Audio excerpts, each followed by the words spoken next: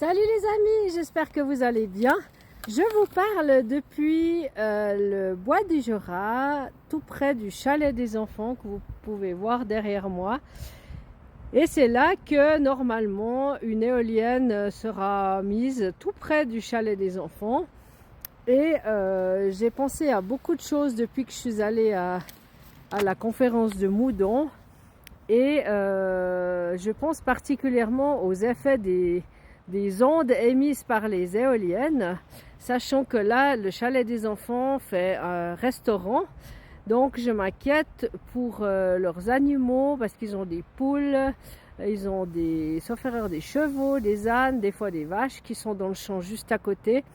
Et en ayant écouté Stéphane Lebéchec, donc l'agriculteur breton qui a perdu ses 180 vaches depuis que les éoliennes sont près de chez lui, je m'interroge vraiment sur les dangers que peuvent faire les éoliennes sur le chalet des enfants, entre autres, le chalet Bovra et puis les autres animaux de la faune, parce que les bois du Jura, précisément là où je suis dans une réserve de faune. Donc, sachant maintenant que les éoliennes diffusent des ondes néfastes, des courants vagabonds, de l'électricité statique, je m'inquiète quand même pour la faune de cette zone et la biodiversité. C'est vrai qu'on parle souvent des animaux de rente, donc du bétail, des humains aussi, mais on oublie quand même la faune. Et autre thème très important auquel je viens de penser, c'est que dans les bois du Jura, on a de l'eau de source. Donc il y a beaucoup de gens qui aiment venir aux fontaines, il y a beaucoup de fontaines, il y en a sauf faire 18, il y a même un sentier des fontaines qui existe. Et les gens aiment bien venir s'abreuver à ces eaux de source et même remplir des bouteilles.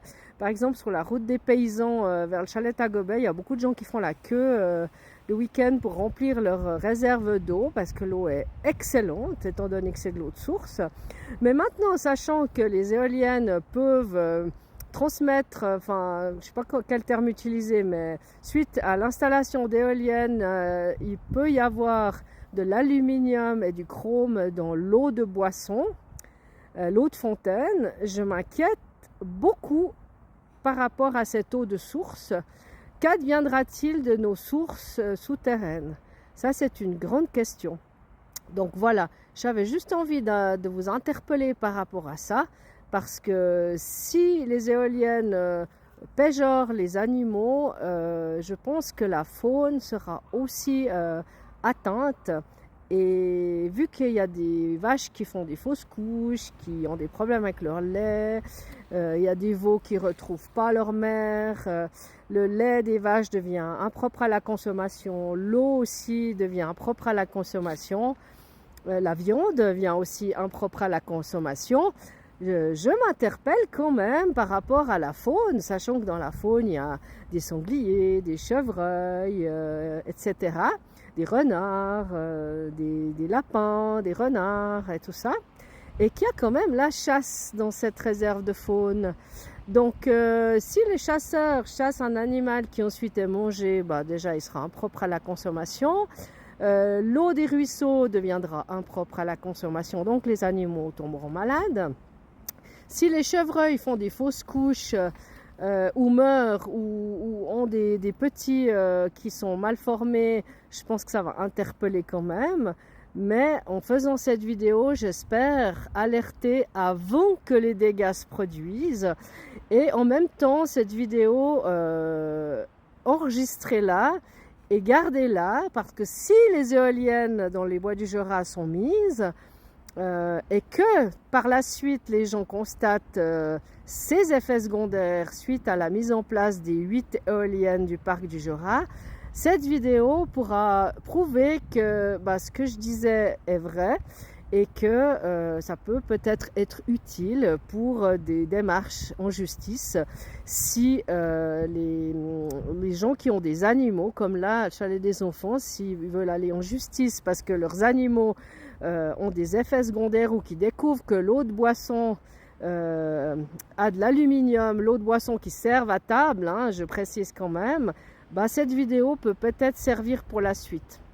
Donc comme je vous ai dit, je me considère comme une lanceuse d'alerte et maintenant sachant ce que je sais, ayant entendu aussi l'émission Mise au point dimanche soir à la RTS, d'ailleurs je les remercie beaucoup d'avoir fait ce reportage sur Tramelan, sur cet agriculteur qui se bat depuis 10 ans, vous vous rendez compte, depuis 10 ans, parce qu'il ne veut pas des éoliennes près de sa ferme, près de ses vaches.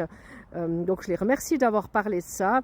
Je remercie aussi le 20 minutes aujourd'hui même qui a parlé de ce problème des éoliennes. Apparemment, il y a quand même beaucoup de gens qui sont contre, et tant mieux, parce que c'est pas si vert que ce qu'on veut bien dire.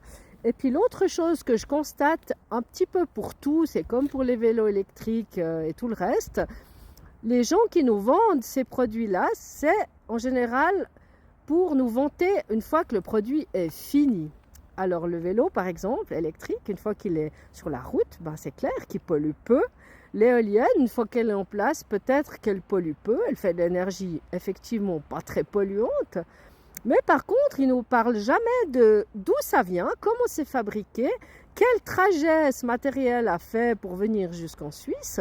Et puis après, la destruction des éoliennes, la destruction des batteries électriques, qu'est-ce qui se passe? Où ça va? Est-ce que ça pollue les eaux? Est-ce que oui? Est-ce que non? Ça, on n'en sait rien. On vous parle toujours du produit fini. Alors ça, c'était vraiment quelque chose que j'avais envie de vous dire dans cette vidéo. C'est que je vous invite vraiment à vous intéresser quand vous pensez faire une bonne action au niveau du climat et de l'énergie. Allez vous renseigner d'où ça vient, comment c'est fabriqué, et puis après aussi ce que ça implique au niveau de la décharge, au niveau de la destruction. Donc voilà, ça c'est vraiment quelque chose d'important parce que souvent on oublie. C'est un petit peu comme les habits finalement. On achète des habits pas chers, on se dit c'est super, ces magasins ils vendent des habits pas chers. Et puis une fois qu'on regarde d'où ça vient, ben, on se rend compte quand même que ça a pris l'avion, le bateau, etc., que c'est fait avec des produits toxiques. Et puis après, quand on voit aussi ce qu'ils font de nos habits qu'on veut plus, où ça va et tout ça, je vous invite à regarder aussi les émissions de Sur le front d'Hugo Clément. On en apprend énormément. Eh ben, c'est la même chose. On nous parle du produit fini, c'est génial, mais avant et après, eh ben, ça pose problème. Donc voilà, c'était surtout ça que je voulais transmettre dans cette vidéo. Et puis, bah, voilà, j'espère que ça fera réagir certains. Et puis surtout, partagez ces informations, parlez-en autour de vous, regardez des vidéos sur Internet, faites vos propres recherches. Ça, c'est la meilleure façon de voir que c'est la vérité. Moi, j'ai fait aussi mes recherches. J'en reviens pas. Au début, j'aimais pas les éoliennes parce que je trouvais ça moche. Maintenant, je les aime pas parce que ça tue. Donc voilà, c'est quand même pas rien. Alors, merci pour votre écoute, pour vos partages. Enregistrez la vidéo si vous pouvez pour la partager plus loin. Et puis, à la prochaine. Je vous embrasse. Salut!